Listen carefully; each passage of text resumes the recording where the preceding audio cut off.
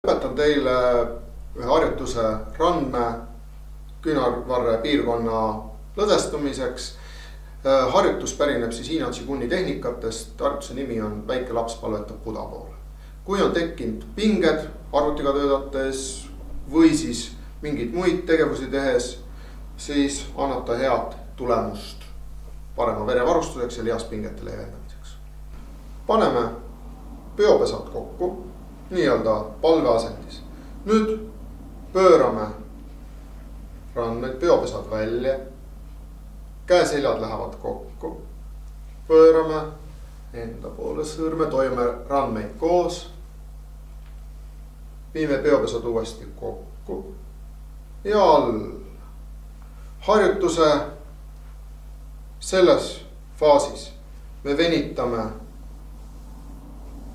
siit lihaseid.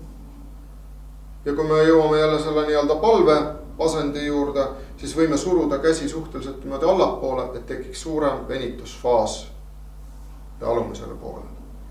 Harjutus siis kõigepealt peopesad välja pööratuna.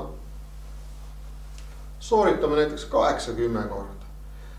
Järgmises faasis alustame liikumist teistpidi. Peopesad pööravad kõigepealt enda poole.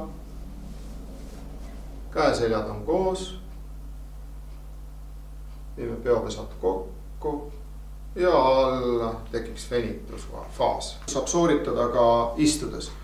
Paneme jälle peopesad kokku, välja, pöörame enda poole, alla minnes venitusfaas ja ka teistpidi harjutus sooritades.